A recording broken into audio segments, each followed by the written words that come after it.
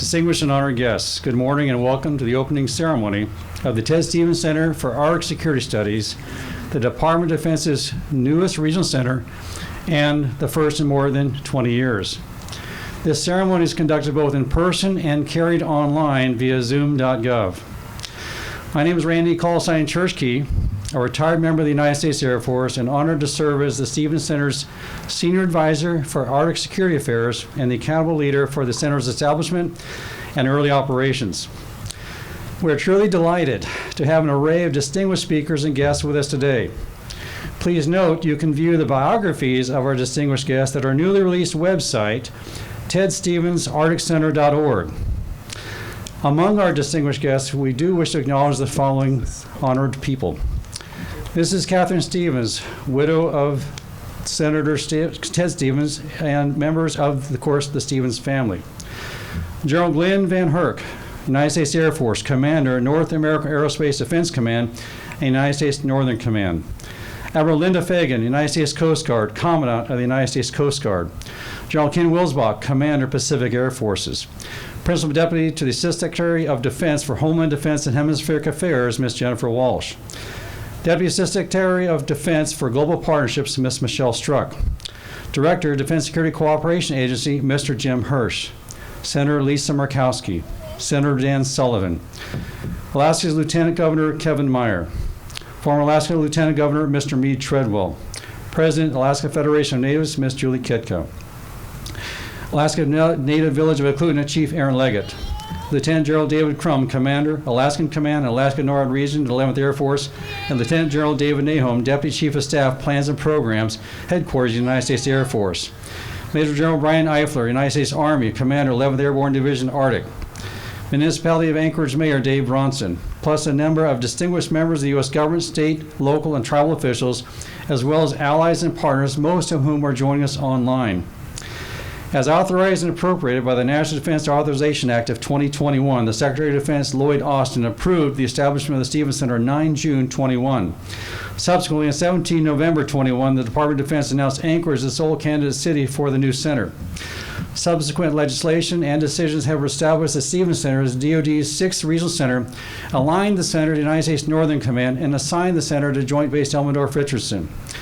The Stevens Center reports directly to the Deputy Assistant Secretary of Defense for Arctic and Global Resilience and is part of the Regional Center family, functionally aligned and functionally guided by the Deputy Assistant Secretary of Defense for Global Partnerships and responsive to the Assistant Secretary of Defense for Homeland Defense and Hemispheric Affairs. The center achieved a Pentagon-approved set of parameters defining initial operational capacity on 1 July 22 and is moving forward to achieve full operational capacity by 1 July 23. With guidance and priorities provided by the Office of Secretary of Defense, United States Northern Command, the Center is administratively supported by the Defense Security Cooperation Agency. And we're also grateful to the Daniel K. Inouye Center for Asia Pacific Security Studies that provided invaluable assistance to our establishment. I'll pause while they take off.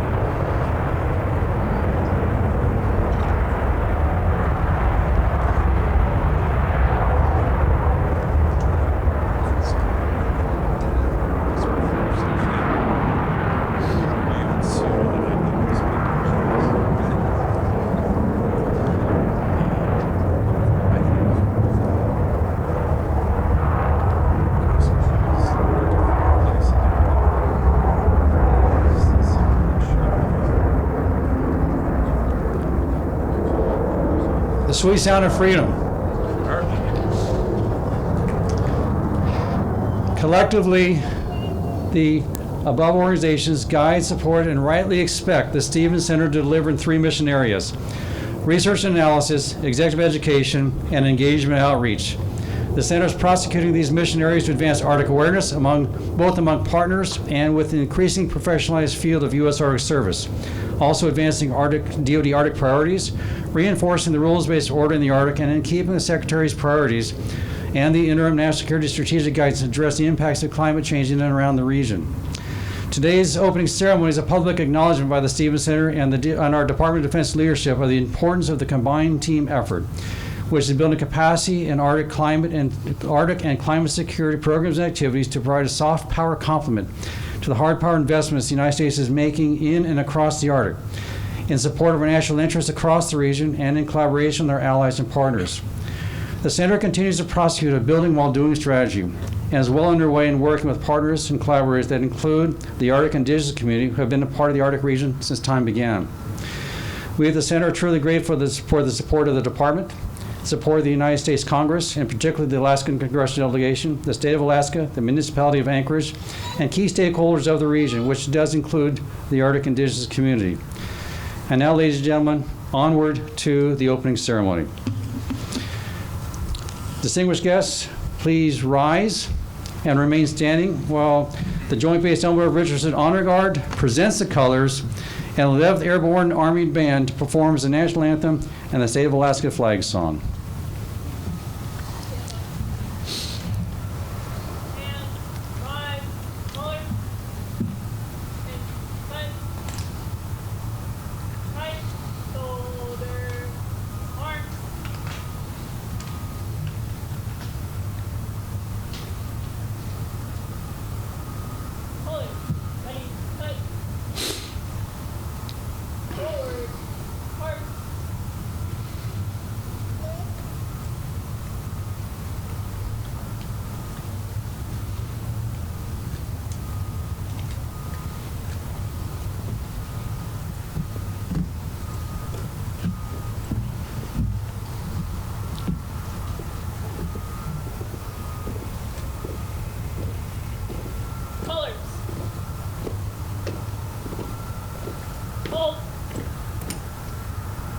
Present.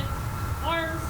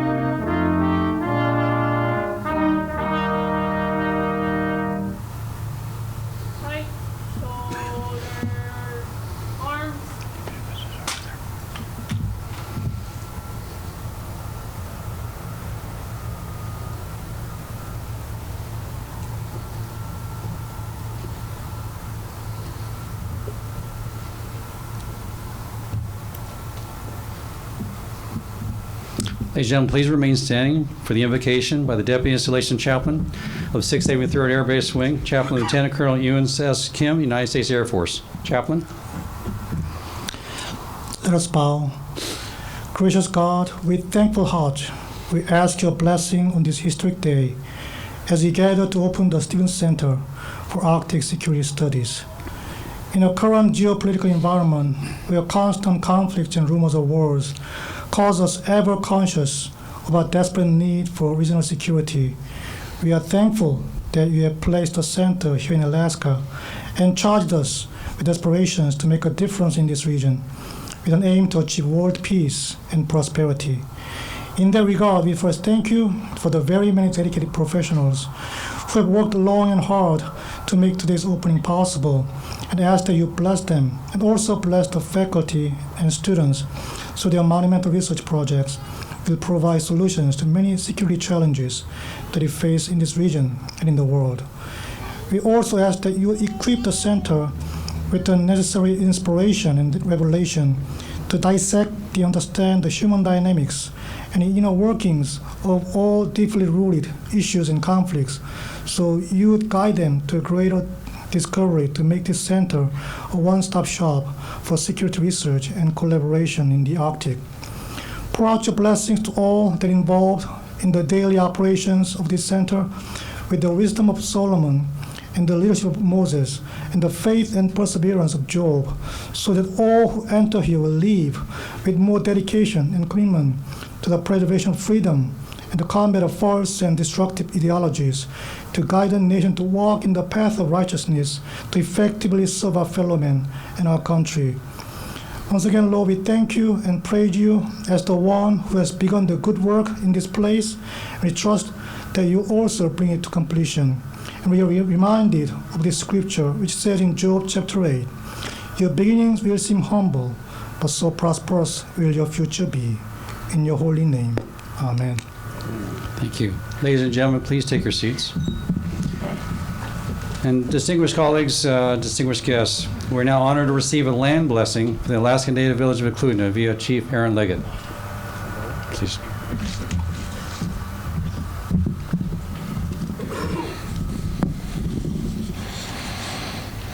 Yali Yathlanda Shishida Aaron Leggett Gashtanakshi Chu Chada Danainakshi Nolchinatlan Chu Idla Rat Skach Dish Tukta Rick Leggett Shunkta Diane Bowles. Hello everybody. Again, my name is Aaron Leggett. I'm currently the president of the Native Village of Eklutna. The Native Village of Eklutna is the only federally recognized tribe here in the municipality of Anchorage, and it's my honor to be here to provide a blessing for the Ted Stevens Center for Arctic Security Studies, I think. Did I get it right? You got it right, Chief. Awesome. But what I did want to say on behalf of my people at the Native Village of Eklutna is that we're honored to have a truly meaningful partnership with JBER, and that goes back several decades. And it's really encouraging when you have a relationship like that and there's a true understanding of what government-to-government relationships are all about. We meet often with the military and work towards finding solutions so that problems don't occur. One of the most proud things that I can say has occurred in the last couple of years is that as you're leaving the base, you'll notice on your way out that the military put in a formal land acknowledgement and remind people that they're proud to share this beautiful area with the Native Village of Eklutna and to be respectful of the land and environment. And so with relationships like that, I think we can accomplish quite a bit. So Chinan Guninu, thank you all came here today. I'm glad it's not raining, and thanks. Thank you very much, Chief.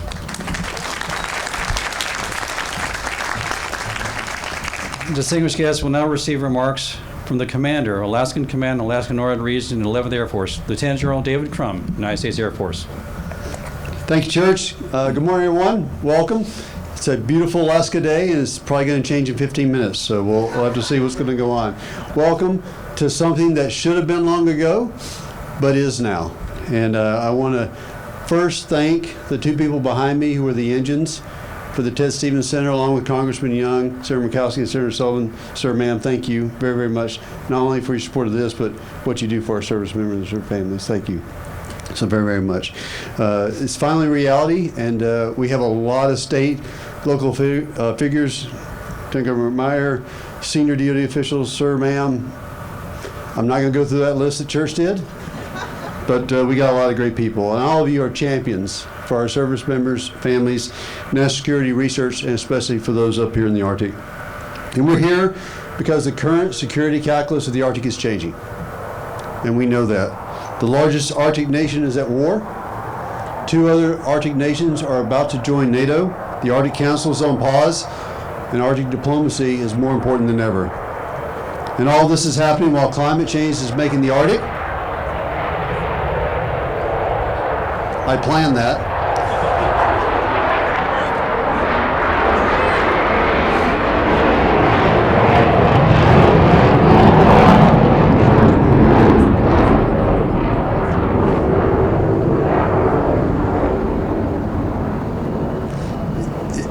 It's hard to be mad at hearing the sound of freedom, so. And all this is happening while the changing climate up here is making the Arctic, its desired riches, and its transportation corridors more accessible than ever. And we know that the Arctic can and it must remain a place of peace, a place of prosperity, with environmental protections and conduct in accordance with international laws, norms, and customs. This center will convene the best Arctic minds to discuss, debate, and determine recommendations for strong policy. We want what happens in the Arctic to be by choice, not by consequence, and this center will be a crucial part of making that happen. Our nation's DoD Arctic Lead, General Van Erck, understands the vast strategic importance of the Arctic, and he's a staunch advocate for the critical work of so many here in Alaska, not only at Alaska Command, but of our partners, our allies, and the Ted Stevens Center, as evidenced by today's opinion piece. As the commander of NORAD, U.S. Northcom, General Van Erck has championed our nation's commitment to maintaining a peaceful, stable, and cooperative Arctic. Sir, thank you for joining us on this momentous occasion. I know Church and everyone here at the Ted Stevens Center is grateful to have you here. So, ladies and gentlemen, it's a privilege to introduce one of my bosses, General Van Erck.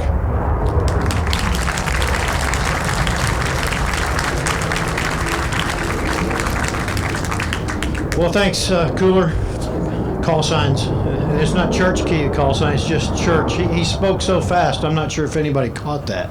So, Church, you're amazing. It's awesome to be back in the great state of Alaska. I was just here in May, spent some time, and 3 months is too long, so get back here. Welcome to all, and thanks for attending this significant and milestone event, the stand-up of the Ted Stevens Center for Arctic Security Studies. I've got to give a special welcome to Miss Catherine Stevens, right here, my good friend. It's great to see you again. Thank you for joining us today to honor the legacy of your spouse, the late Senator Ted Stevens. He did so much for the people of Alaska, he did so much for our military, and so much for our nation. It's only fitting that this center will bear his name and extend his phenomenal legacy. To all our other distinguished visitors, thank you for being here. It's a special privilege to share the stage with so many. Senator Murkowski, Senator Sullivan, it's great to see you both again, and not in Washington, D.C., and certainly not in a hearing room in the Senate Armed Services Committee. But I do enjoy being able to tell the story of the Arctic when you ask me some very great questions. No doubt this day is possible because of their relentless efforts. Thank you for the support of the people of Alaska, NORAD and United States Northern Command, our military members and their families, and our entire nation. Lieutenant Governor Meyer, I'd say the same thing for you. Thank you for the support to our families, what you do for our people here in Alaska. Please pass that on to the governor for me as well. There's many others that I'm happy to share this stage with, representing the Secretary of Defense, the Department of Defense as a whole. So thank you. Defense Security Cooperation Agency, Mr. Hirsch, thank you as well.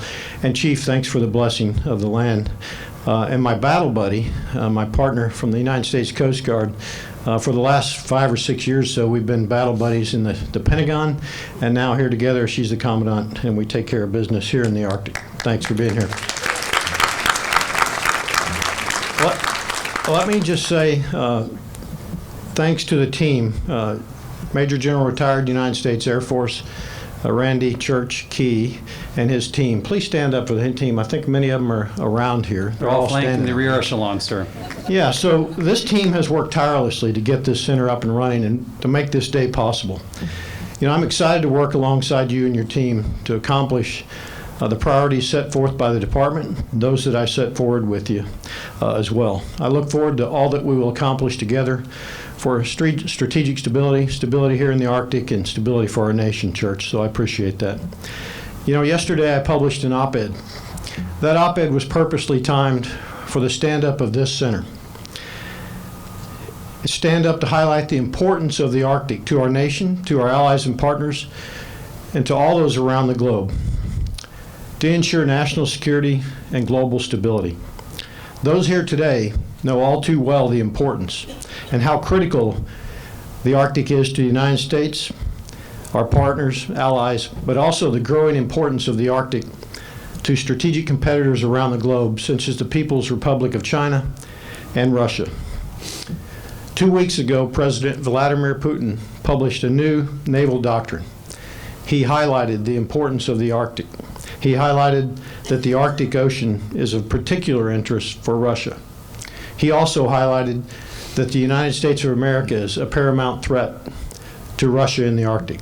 I'm not sure I agree with that. We're focused on strategic stability and a prosperous, stable Arctic for all.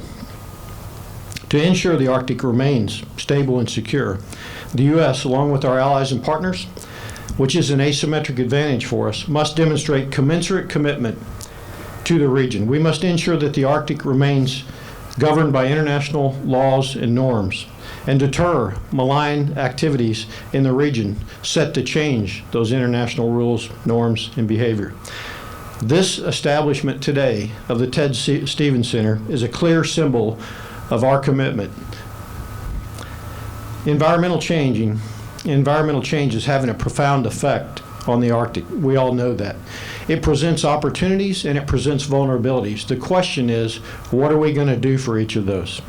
As sea ice diminishes, resources never before accessible are exposed. New areas for commerce and shipping are available.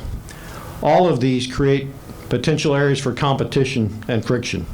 The People's Republic of China and Russia are investing in the region for long-term and continue to pursue military infrastructure and Arctic capabilities with the intent to influence future activities in the Arctic. Both nations have promulgated strategic documents underlining their commitment to the region. Their actions make it apparent that they desire, I'm going to pause,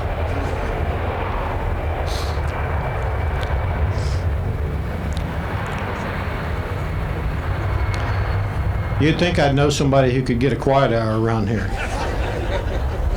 Actually, keep them flying. That's the sound of freedom. Sir. You know, their actions make it apparent that they desire to influence international norms and laws and negatively alter the behaviors of our allies and partners, our stakeholders alike. Their interests, rather than make meaningful investments to further stability and prosperity in the region, are they're actually just the opposite, to increase friction, complexity in the region. Left unchecked, both the PRC and Russia desire to bring threats closer to North America and our homelands in an effort to decrease our senior leaders' decision space and ultimately challenging our ability to defend our homeland, all eroding global security and strategic stability. On the contrary, the United States seeks a strategic, stable Arctic region characterized by adherence to international norms, rules, and behaviors. Joining us in this pursuit are asymmetric advantage of our allies and partners, like-minded nations, organizations, and institutions. These partners represent an asymmetric advantage that we must seize on and take the opportunity to move forward with them. Countering nations who intend to exploit the High North. That advantage grows as we welcome Sweden and Finland to NATO, further strengthening our Arctic alliances. NORAD and United States Northern Command are focused on ensuring that the Arctic region remains peaceful, stable, secure, and cooperative, bound by internationally recognized norms that have served the world well since the end of World War II. Working in parallel with the Department of Defense, our regional centers, now including the Ted Stevens Center.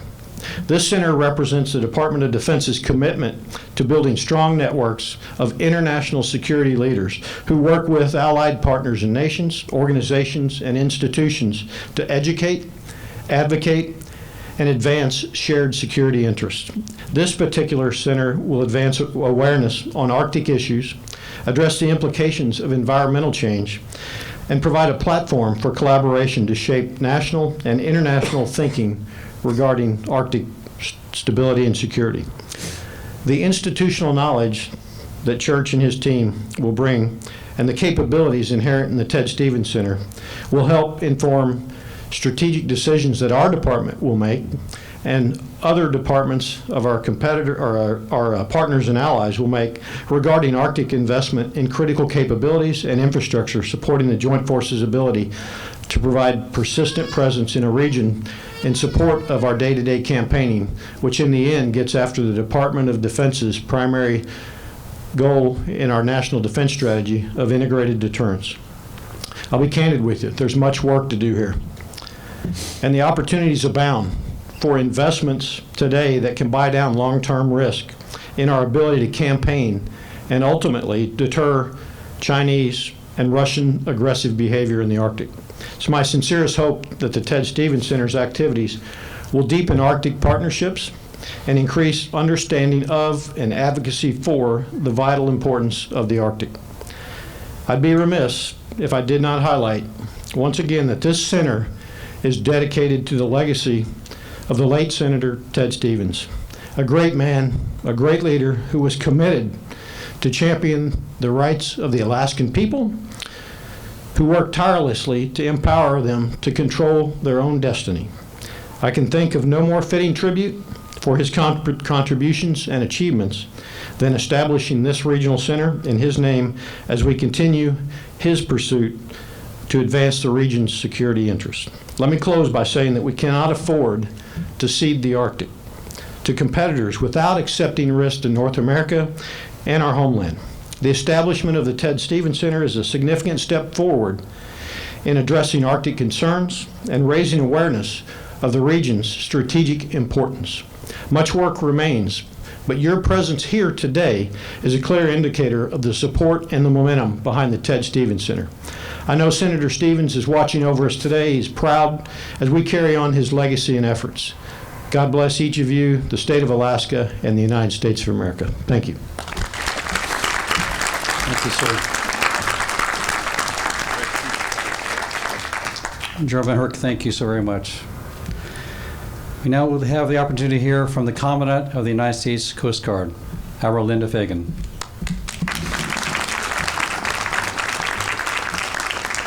Thank you. Good morning, Senator Murkowski, Senator Sullivan, Lieutenant Governor Meyer. Thank you very much, and echo very similar sentiments as General Van Herk. Thank you for your enduring support for the Coast Guard and particularly the men and women here in Alaska.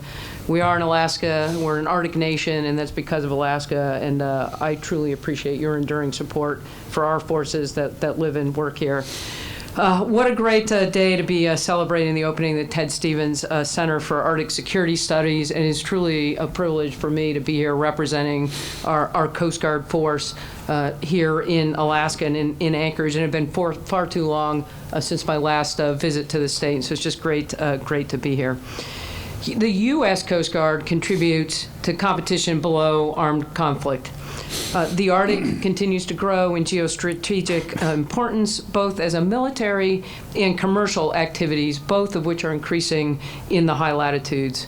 Much of the activity is taking place in the competition space of the continuum between cooperation and armed conflict, and this is truly the right spot for our Coast Guard to operate. You know, increasing maritime access to the Arctic's vast energy, fisheries and waterways resources continue to put pressures on the communities and the safety and security of the waters off of the state of Alaska. For more than 150 years, Americans have counted on the United States Coast Guard to provide maritime governance in Alaska waters, and we are committed to continuing to provide that maritime governance to protect our security and economic prosperity. Good governance of U.S. waters and resources is a key foundation of our homeland security and our homeland security in the Arctic. To continue doing so, the United States needs effective presence in the region. The Coast Guard is focused on building out our polar icebreaker fleet.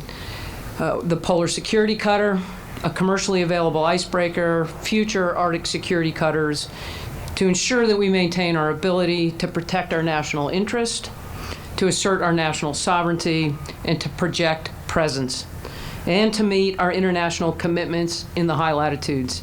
And we will not do it alone. The Ted Stevens Center really reflects the kind of partnership and teamwork and coordination and collaboration that we need as a nation with our partner nations to bring to the increasing pressures and challenge here in the high latitudes and in the Arctic.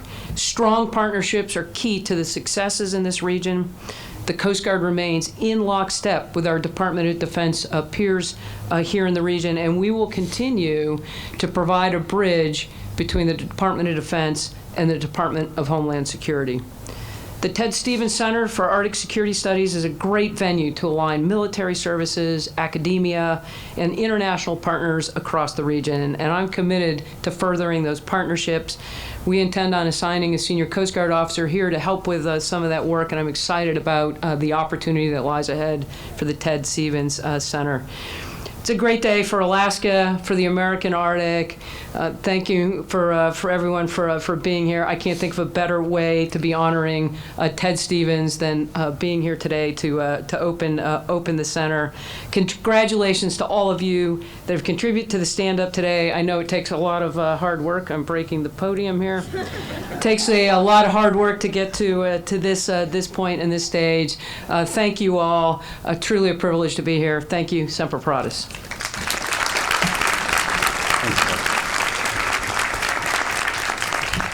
Don't worry about the podium, it's still under warranty. Thank you very much, Admiral Fagan.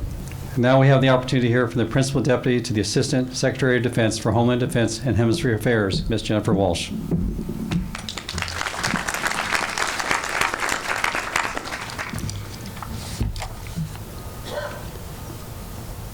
Good morning, Senator Murkowski, Senator Sullivan, Lieutenant Governor Meyer, Admiral Fagan, General Van Herk, Lieutenant General Crum, distinguished guests, and all of my colleagues here.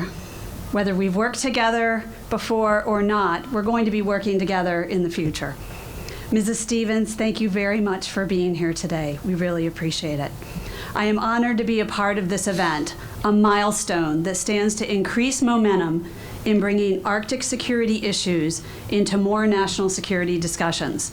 This is an important, necessary step given the consequential nature of both this region and the evolving security environment. I am confident the Ted Stevens Center will become recognized as a key and essential voice on Arctic security issues, a thought leader organization able to analyze, educate, and advise, and ultimately a community builder that enables action within and for the United States. This will involve working with federal, state, local, indigenous, tribal, and territorial partners, the private sector, and with our allies and partners abroad. We all have a part to play. And Department of Defense leaders, starting with Secretary Austin, recognize the importance of this region to U.S. defense and security issues. This is not news, and the relevance of the Arctic region to U.S. national security and defense interests is not new. But what is new, relatively speaking, are changes in the global security landscape, the strategic context, and actions by other nations that raise questions about their intent and drive our concern that they do not share the long-standing U.S. commitment to a free, peaceful, stable, and open Arctic region.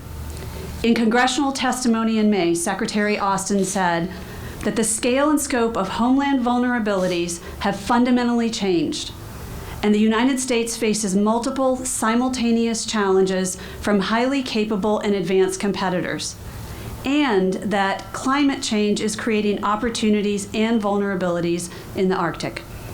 Through the 2022 National Defense Strategy, the Secretary has tasked the Department with the priorities of defending the homeland, pacing the growing threat posed by the People's Republic of China, deterring strategic attacks against the United States, allies, and partners, and building a resilient joint force.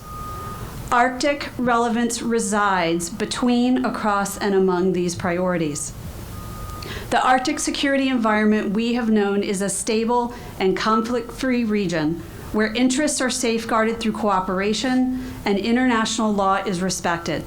But this is increasingly challenged and thwarted by actions and behaviors of Russia and the People's Republic of China. Russia's continued violation of international norms, its assertions in the region, and its further invasion of Ukraine earlier this year induced challenges to cooperation and fuel negative competition in the Arctic.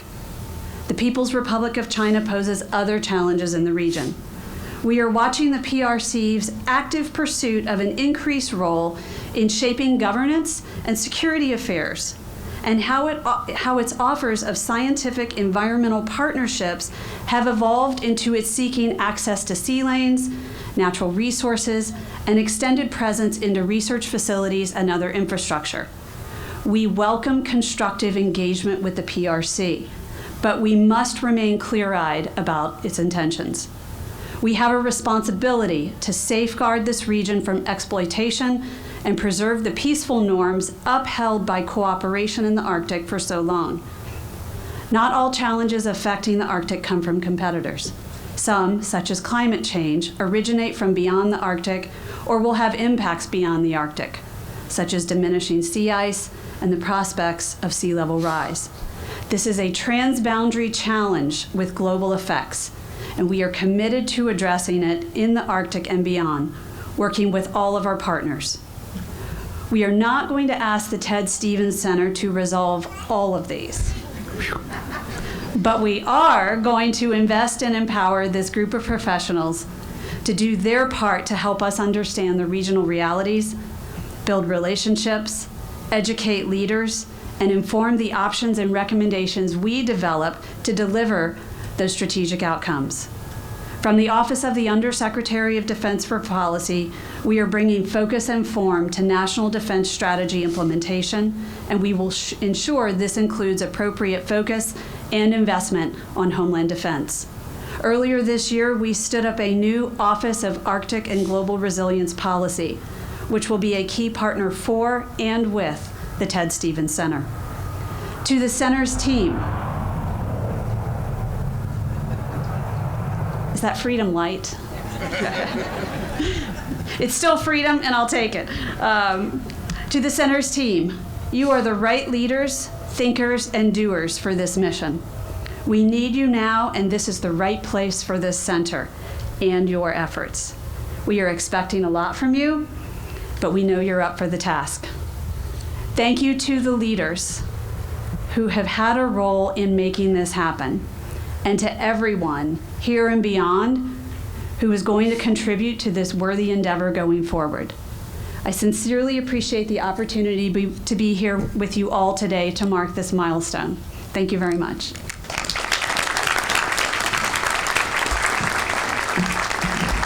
Madam Secretary, thank you so very much.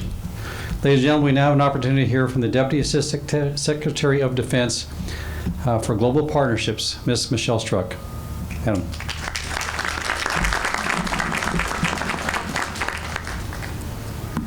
Slight adjustment.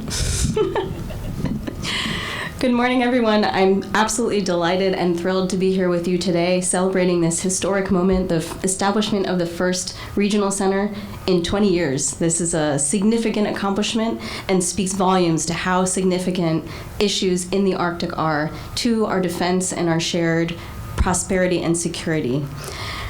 I'm very proud to be here today and wanted to say, first of all, thank you to the Ted Stevens Center team. I want to give you a hearty congratulations. Church, you've done a fantastic job with your team to get to this point. We know that building while doing, and I also broke the podium. Building while doing has been your mantra, and today we celebrate your efforts to open the doors on a center that will highlight and convene around security concerns in the Arctic. And the story of how your initial small staff got this center off the ground is a great success story for the department and one we all can learn from. I feel so inspired today as I was reflecting on the Arctic and the way it touches the lives of Americans as a place of incredible stories of resilience, of the stories that tell us about lessons about how to survive, and stories that implore us to listen to the people like Indigenous community partners here that have developed means of doing so in harsh conditions. This center, to me, represents the beginning of a series of stories that will help us to secure and to deepen our greatest advantage as a country, our asymmetric advantage of our incredible allies and partners. Because the education mission of the center and the way it will grapple with some of our most pressing security concerns is going to create a constellation of points of dialogue and of solutions that are driven by the incredible knowledge base that resides here. So I'm so inspired today to imagine the future that the center is going to bring in order to incredibly contribute to that constellation of alliances that we have. Other speakers today have talked about the incredible, unparalleled time of strategic competition that we exist in, and so I won't go into all of that, but as Secretary Austin has made clear, DoD is working across domains, theaters, the spectrum of conflict, other elements of national power, and our allies and partners to implement integrated deterrence. And as others have mentioned, our national defense strategy emphasizes how the department will strengthen these alliances and partnerships to advance national security. In the security cooperation space, of which this center is an important tool, this means employing what we call our whole security cooperation toolkit, and I like to think of as the Global Partnerships Toolkit, as the DASTI for Global Partnerships. We have in here tools of engagement, capacity building, training, professional military education, and the regional centers, as well as exercises and then complementary tools, including our humanitarian assistance and disaster relief, which I know strikes a chord when we think about the impacts of climate change on this region and the important efforts in search and rescue in other areas that this community has been such a part of. Current events, as others have talked about, have shown us that cooperation and coordination with our allies and partners exponentially magnifies what we can accomplish. As President Biden has said, there's a fundamental truth of the 21st century that our own success is bound up in others succeeding as well. The challenges that we are facing here are challenges that we have to achieve together. And so the United States investing in this important convening space, thought leadership space, is a way forward to ensure that we are part of the solution of a future which is free, peaceful, open, and stable Arctic. Institutional capacity building is an important element of how we see security cooperation's important role in this region. Our efforts can contribute asymmetrically to outcomes on the battlefield as partners are better able to generate and sustain their forces. And institutional capacity builds up others to be able to contribute in ways that we can't possibly do alone. We've also seen, as others have talked about, the important role of the global rules-based order that the United States is committed to upholding. As we've seen showcased on the world stage, our investments in Ukraine's defense institutions are one reason that the Ukraine that Putin encountered in Crimea in 2014 is very different than the Ukraine he's facing in 2022. These important elements, as well as the behaviors that we've witnessed where Putin has demonstrated a disregard for some of the core principles that we hold dear, such as the protection of civilian lives in the context of conflict.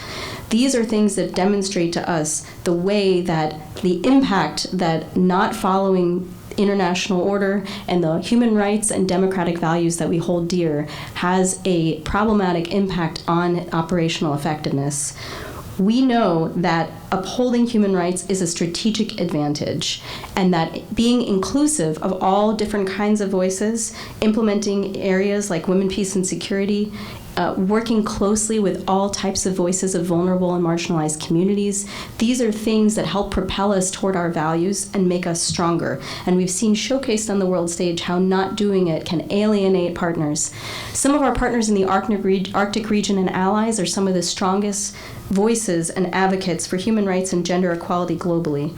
And we know that as a fundamental bedrock of how we view the world and America pushes and promotes our values is that this center can be a leading voice in that space of promoting human rights and promoting that international order.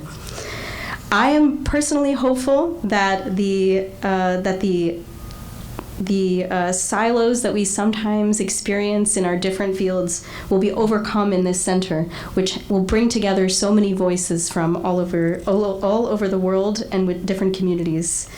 And I hope that, as our secretary has said, that this center helps us to continue to build habits of cooperation, habits that we need to meet shared challenges so that we know that we can consistently uphold our values. The Stevens Center is such a monumental asset to our department, providing expertise, education, engagement on Arctic security, and to meet these shared challenges in a way that our department has not previously done for this region. So again, I just end by saying I'm so inspired today to be here to imagine the constellation of opportunities that will come from it. And thank you for everyone today in helping set it up and for being part of history. Thank you.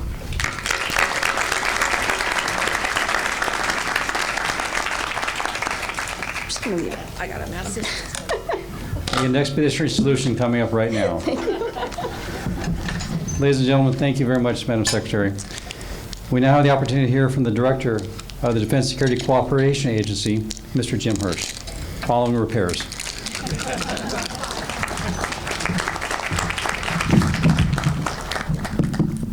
Ms. Stevens, Senators, Lieutenant Governor, Generals, Admirals, all friends, guests, and colleagues. Church, it's great to be able to work with you closely again. We did so 10 years ago in a different circumstance in a different part of the world. It's great to have the opportunity to be back here in Alaska. It's my second trip. I was first here over 40 years ago. A much younger, thinner Jim Hirsch was very impressed and visited Fairbanks, Anchorage, what was then called Point Barrow, Prudhoe Bay, Skagway, and the rainforests in Sitka. And that experience left me deeply impressed by, even at that young age, by the fragility, the beauty, the uniqueness, and the challenging aspects of the environment here in the Arctic. So with great pleasure that I stand before you today to witness this historical moment in our national security history. As the executive agent of 6 defense regional centers, the Defense Security Cooperation Agency, consistent with the national security strategy, is here to help guide the Ted Stevens Center in its march to academic prominence. As an institution within the security cooperation enterprise, your team will work with our partners and allies to ensure that a secured, rules-based order in the Arctic will benefit not only the United States, but all Arctic nations. I understand firsthand the challenges of the Arctic. While working about 20 years ago as an OSD Nordic desk officer, I traveled to Greenland as well as to the high north of Europe. I came to understand the challenges and the beauty of the Arctic. However, there's one experience in particular that stands out in my mind. In the late 1990s, I traveled with the Greenland Permanent Committee to Thule Air Base, which is approximately 750 miles north from the Arctic Circle and the United States' most northern military base. We were there to discuss relations with the native peoples of Greenland and the ongoing activities at the base. On one midsummer's night, at midnight, after finishing dinner, we found ourselves climbing Mount Dundas, a 724-foot high landmark of shale slabs with the final 50-meter climb on a single rope, one by one, up to the summit. The terrain was steep and inaccessible to motor vehicles or other land transportation. When we reached the top of the mountain, the Air Force had to deliver us refreshments by helicopter. However strenuous the climb was in the middle of the night, and how hard it might have seemed at the time, and I'll admit that it was, the view at the top was worth the effort. I will never forget standing at the top of the mountain, overlooking 3 independent glaciers across a magnificent Arctic landscape, with icebergs floating down through the straits between Greenland and Canada. Greenland covers nearly 840,000 square miles, with more than 80% covered by ice cap or smaller glaciers, and there is only a brief period each year in the summer when the sea ice thins enough for supply ships to get to the Thule base. The dangers of climate change were already very apparent in the 1990s, as hangar floors at the base were sinking into the melting permafrost. This experience was critical to understanding the complexities of the Arctic and the people who protect it. First, the unique landscape and climate demand continuous adjustment in our ways of thinking and resiliency. The Stevens Center will undoubtedly maintain the agility required as we work with our diverse stakeholders on these issues. Second, that experience confirmed the importance of training, education, and continuous modernization of our defense systems. The pilots must have undergone hundreds of hours of training to be able to navigate the Arctic weather and hit an extremely small target on top of a 750-foot mountain. However, although our U.S. military training is formidable, these levels of competency are often gained through the elements of security cooperation.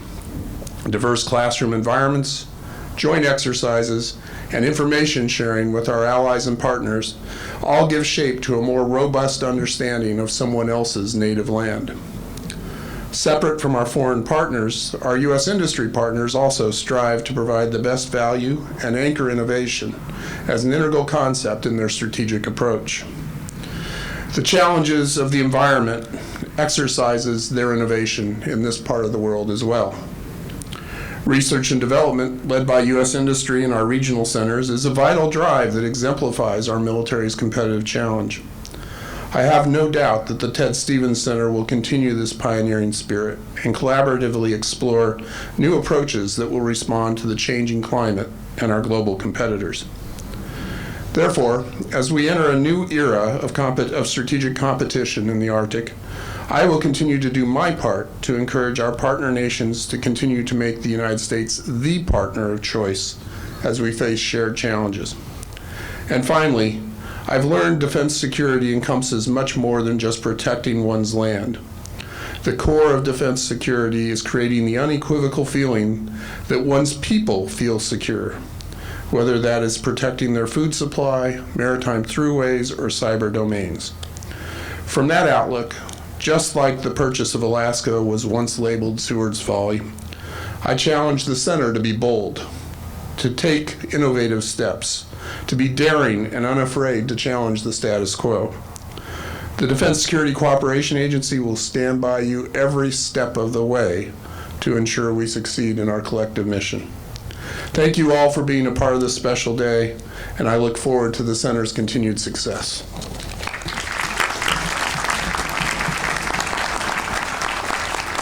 Director Hirsch, thank you very much, sir, and you can be assured that innovation experimentation is part of the fabric of this center. Thank you.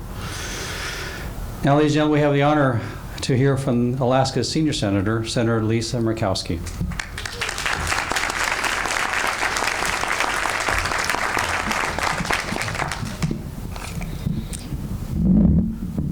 Good morning, everyone. Thank you, Church.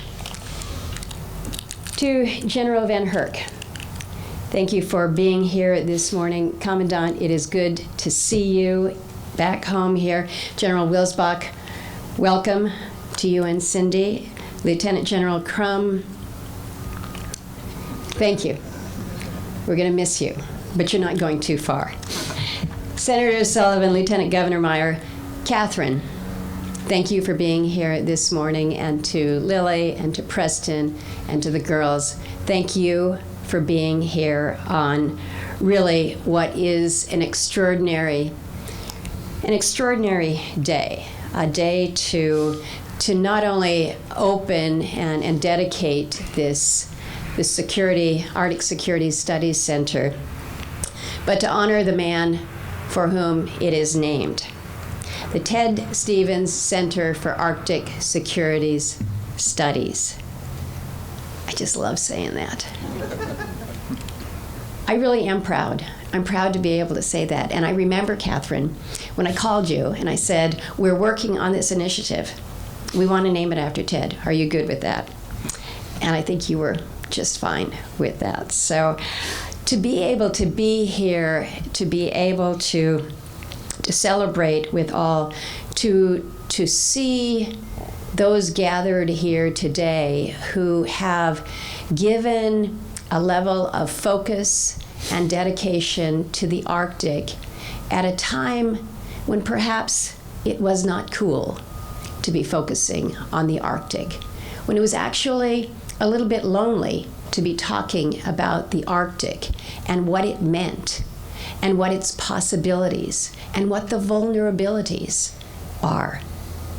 And so to be with so many of you and look out and recognize we got the true believers here, because this has been a process along the way. And there's some stories that will perhaps be told later on about how rocky and bumpy things were along the way to get to the point where we are today, where we're standing out in a parking lot and we're not really going to be opening a building. We're working on doing that, but we're so anxious to get going. Let's just move it and make it happen. We can get in the structure later on, but in the meantime, let's gather together the energy, the brightness, the greatness of those who are going to provide for this focus and this vision that we have been working to build to where we are today. It was 2 days ago that many of us were thinking very deeply of Ted Stevens. It was 12 years ago, on August 9th, 2010, that Ted Stevens left this earth. It was a horrible day then, and it is a day that I remember each year. And I remember it with sadness because of the man who he was, but I remember and I am inspired as I reflect on what he challenged us all to do.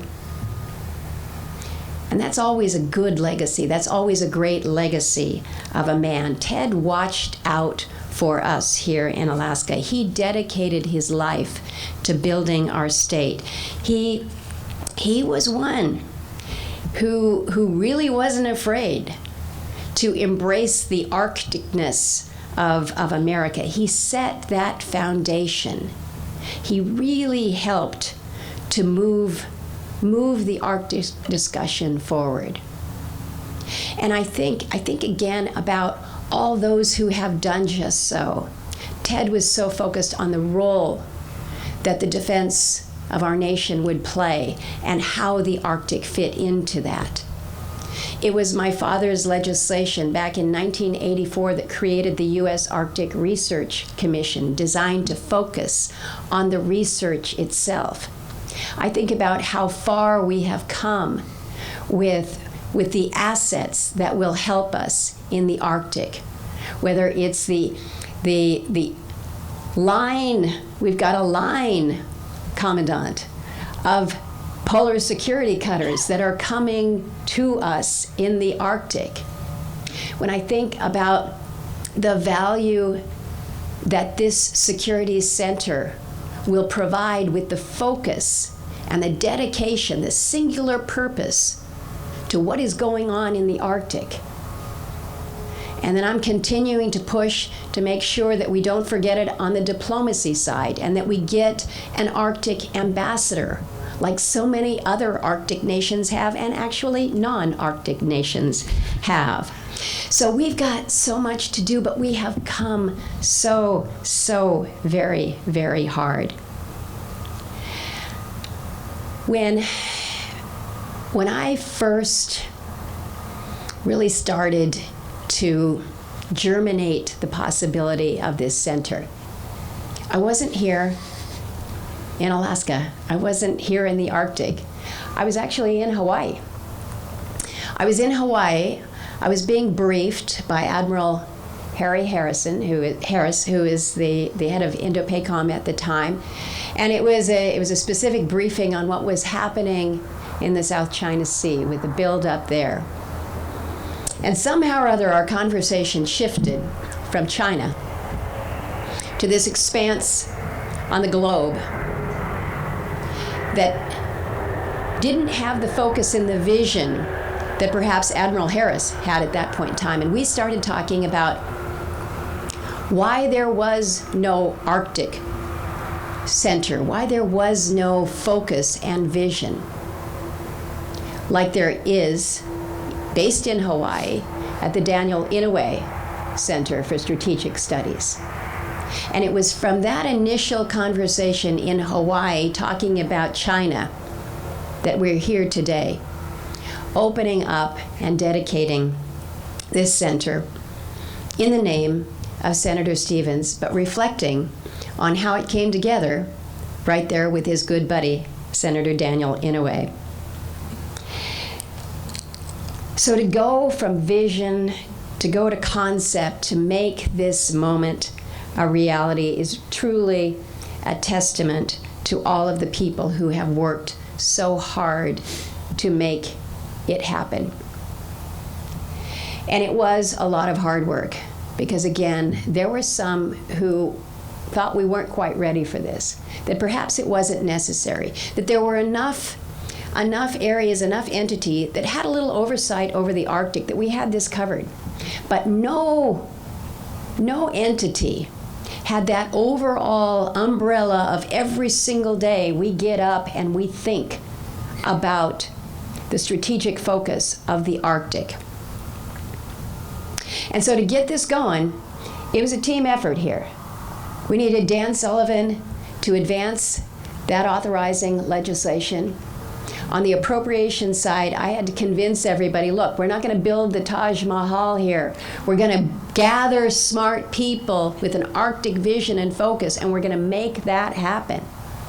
But we don't need to build a big building.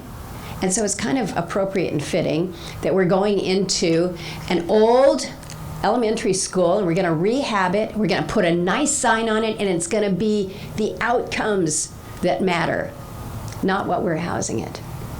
And we're looking to those outcomes. The outcomes that will focus our strategic thinking about the Arctic, how we turn the ideas into the concepts into action, the action into results, to shape and support Arctic leaders and pioneers. Whoa!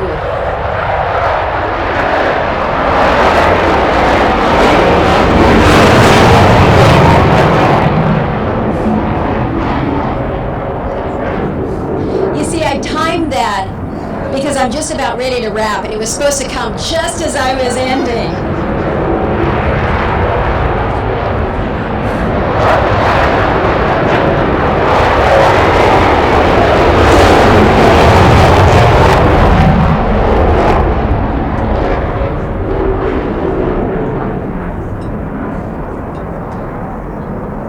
Okay, just saying, that first jet, that was Daniel Inouye. That second one, that was Ted Stevens. They're like circling us right now. They're saying, you got this. Church, I know there's still a lot of work to be done. You're going to do it. It's going to be relatively humble. I think you're probably going to need some decorations. So I brought a signed copy of the legislation that creates the center. And what's included here is an excerpt from the 2021 National Defense Authorization Act, as well as a funding table from the 21 Appropes bill. I think you'd appreciate that because, absolutely, as Ted reminded us, he say, an authorization without an appropriation is nothing. So we are happy to be able to be here with you today. As I was signing this to you, I was kind of taken by the fact that I was actually in town in Washington when they needed this NDAA bill to be signed. So they came to my house, literally came to my house, delivered it, and I've signed it as the acting president of the Senate pro tem, which I thought was kind of fitting. But we are at an extraordinary place today. And as you move forward, know that you have our full support as you begin to build the legacy of a great man and a great vision. God bless. Thank you very much.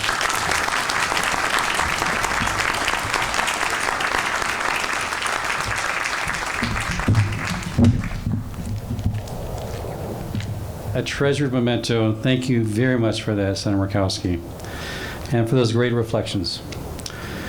Ladies and gentlemen, it's my honor to bring to the stage now Senator Dan Sullivan.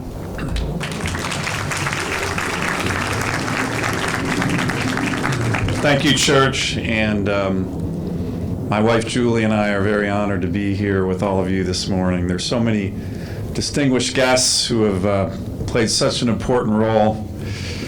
A lot of 4 stars, 3 stars. Boy, it's really impressive. So I'll won't go through the whole list, but I just want to thank everybody for being here. It's really remarkable turnout, civilian leadership in the Pentagon. Everybody, of course, Catherine and Lily, Preston, the girls. It's so great to see you guys. I know you're so proud. We're all so proud. It's really wonderful. You know, today, of course, is a historic day for the Arctic, for Alaska, for the United States. It's a good day. It's an important day because of the Ted Stevens Center for Arctic Security Studies. Our state is now further cemented as the center of gravity for America's Arctic security operations. And at long last, the Arctic, from the Department of Defense perspective, is now a place viewed in the Pentagon as one of critical strategic importance. Only a few years ago, even when Putin was greatly expanding the military in the Arctic and China was claiming to be a, quote, near Arctic nation, few in the Pentagon gave the Arctic much thought. It was a strategic backwater. I remember when I first arrived in the Senate at a Senate Armed Services hearing. General, you've been to a few of those. I held up the Arctic strategy that was then in existence in front of our Secretary of Defense. It was 13 pages, 7 of which were pictures. Climate change was mentioned 5 times. Russia was mentioned once in a footnote. And I said, Mr. Secretary, this is a joke. You know it. I know it. Our adversaries know it. This is a joke. We got to do better. We got to do better. And I think so many here today are the reasons we've done better. General Van Herk, I really appreciate your focus on this. Admiral Fagan, General Wilsbach, General Crum. I mean, it's a great group. And I think that's why it's such an important day, because we were able, of course, with the congressional delegation, my friend and colleague, Senator Murkowski, Congressman Young, all of us were able to say, hey, wait a minute. DOD, you are missing something big here. I know you got a lot of smart people there, but come on, listen to us. So it's finally happening. And I think this shift is now important more than ever. Most immediately, we know that Vladimir Putin continues to threaten to lay claim to much of the Arctic.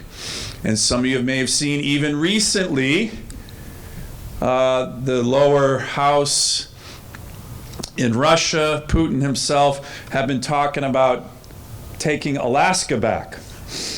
You may have seen this. They're saying that now.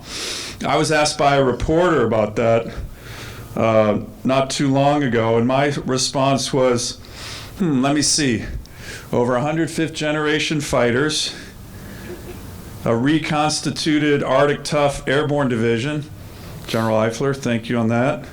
The largest number of veterans per capita in America, and perhaps the most well-armed citizenry in the world.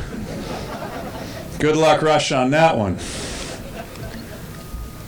So that's not to be taken seriously, but what should be taken very seriously, and everybody's touched on it today, but there is no doubt we have entered a new era of authoritarian aggression led by the dictators in China and Russia, who are increasingly isolated and dangerous, driven by historical grievances, paranoid about their democratic neighbors, and willing to use military force to achieve their means. Just look at what's happening in Ukraine and the Taiwan Strait right now.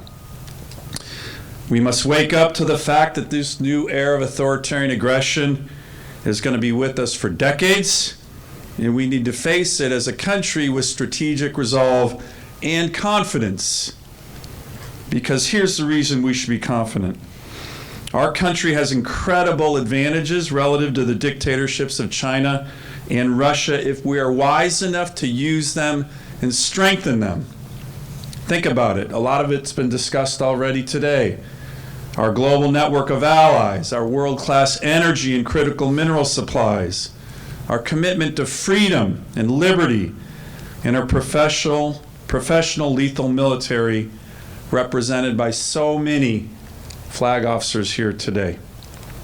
Alaska and the Arctic have an enormous role to play in ensuring that America prevails in this new era of brutal dictatorships versus democracies. We have world-class energy and mineral resources.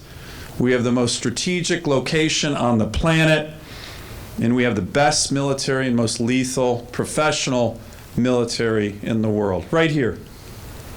And now we have the Ted Stevens Center for Arctic Security Studies, the leading Arctic security and economic security think tank in the world that will regularly convene experts and the most innovative minds on the strategic importance and needs of the Arctic and its people.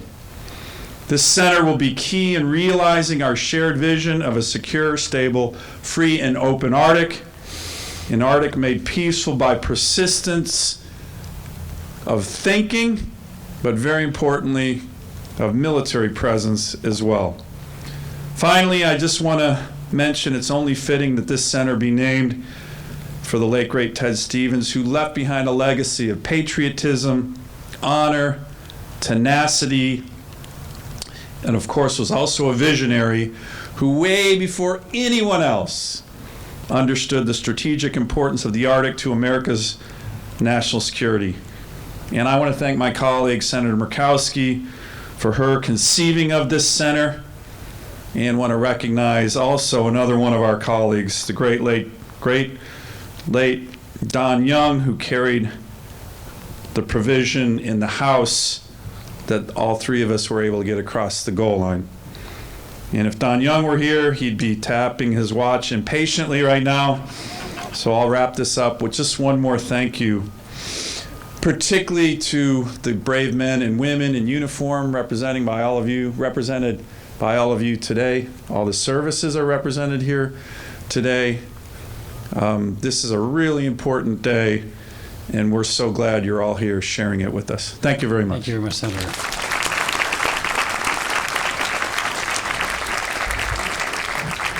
Ladies and gentlemen, we bring you to our last but not least of our distinguished speakers, Alaska's Lieutenant Governor Kevin Meyer. Governor. Thank you.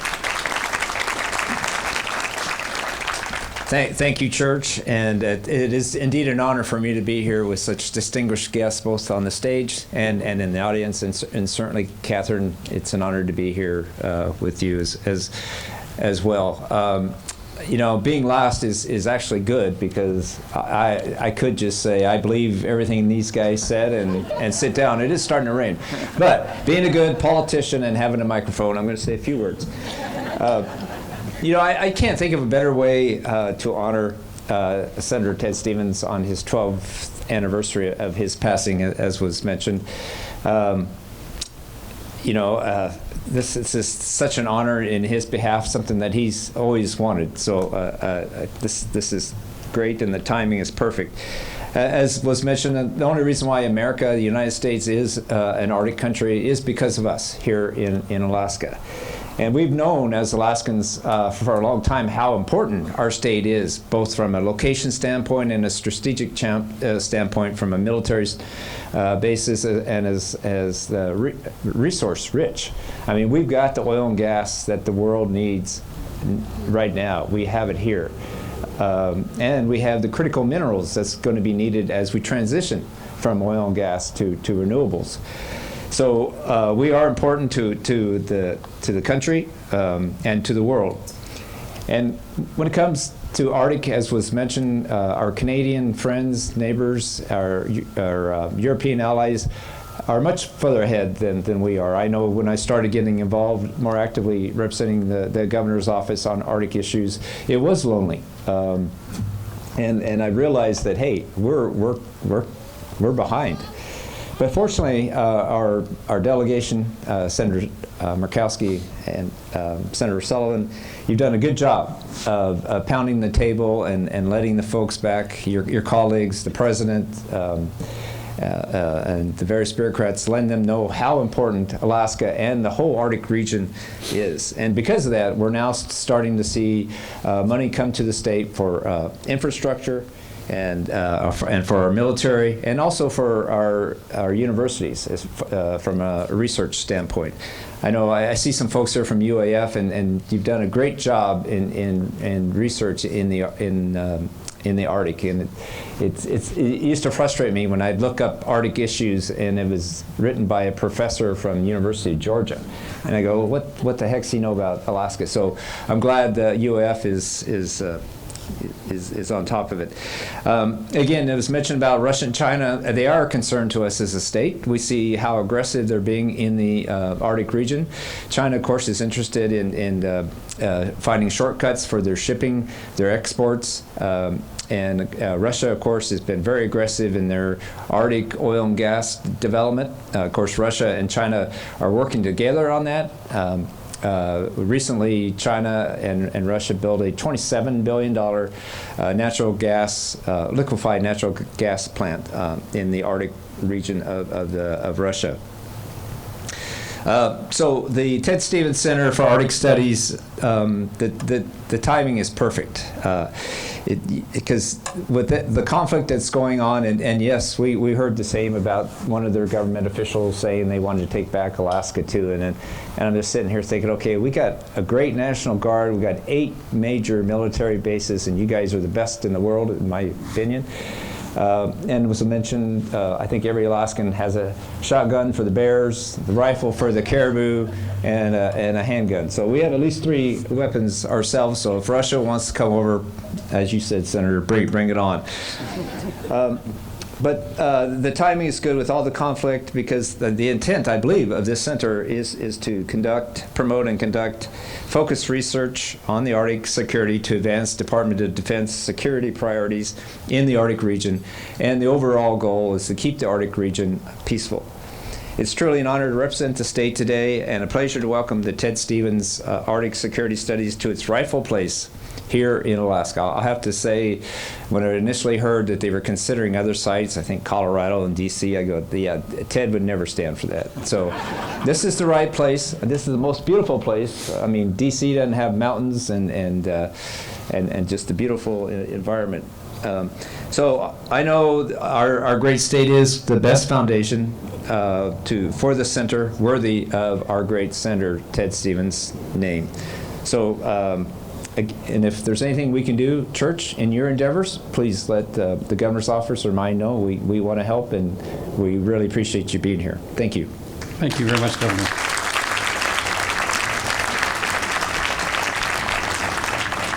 Ladies and gentlemen, can we have us one big round of applause for all of our distinguished speakers?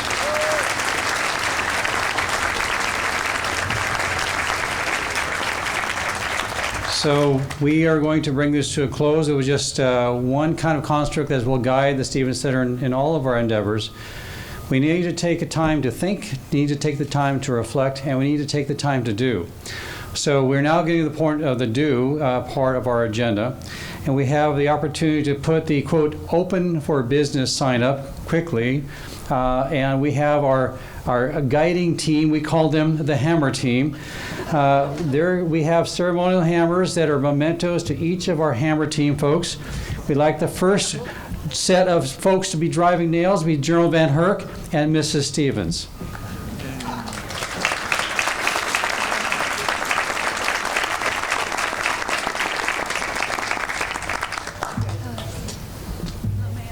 And these folks are swinging a gold-painted, not gold-plated hammer.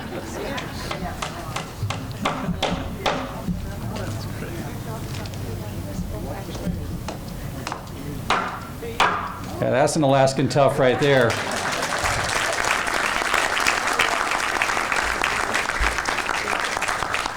Next up, we have Principal Deputy Secretary of Defense Jennifer Walsh and DASD Michelle Struck.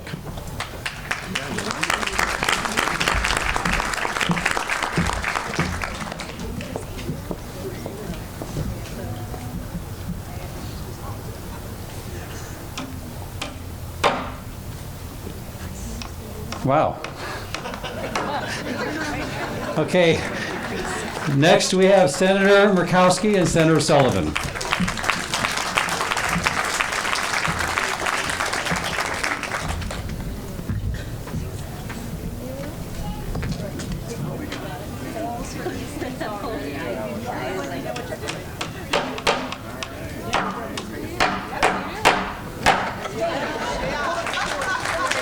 Lastly, we have Director Hirsch and Governor Meyer. And we're going to have our colleagues loiter there for a group photo after the last set of nails.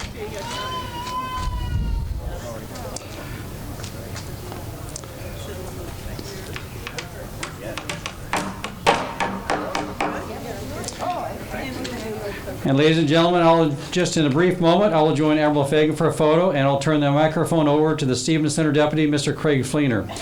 Following the photo, we'll have the 525th Fighter Squadron conducting a formation flyover in honor of the opening and remembrance of Senator Stevens, and we'll conclude following. Deputy Director Fleener, Deputy Advisor Fleener, you've got the microphone. Admiral Fagan, if you join me for the photo. All right, ladies and gentlemen, thank you very much. Please stay tuned for the flyover. Come on over here. We're going to flank all around the sign here. And I'll go to the side here. Center. Okay. And while we're waiting, I'll make an announcement. So for those of you who are going to remain behind for refreshments, we have beverages here under this tent right behind you to your right. And then you can go inside and partake in some of the other goodies in there. And we would really like for you to take a tour of the school, ask questions. We'll have a lot of the Ted Stevens Center staff that are there to help you and answer questions. Look for the folks who are in the Ted Stevens Center vests. And you can see our dean right here in his red and black vest. Look for someone dressed like that, and they will help to answer any questions that you have.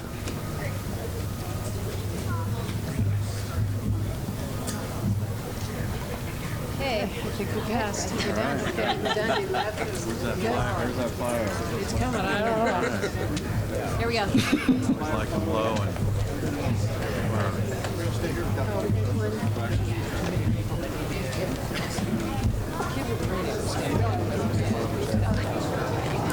All right, ladies and gentlemen, here comes the flyover.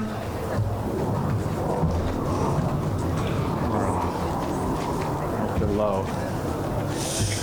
Perfect timing. There we go. Yeah.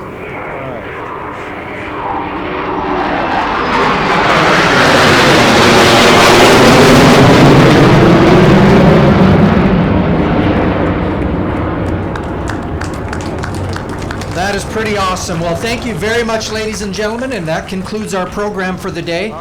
For those of you who need to catch the bus to the change of command, please don't get in the first bus. There's another one right behind it that you can get in. And thank you very much, and have a great day.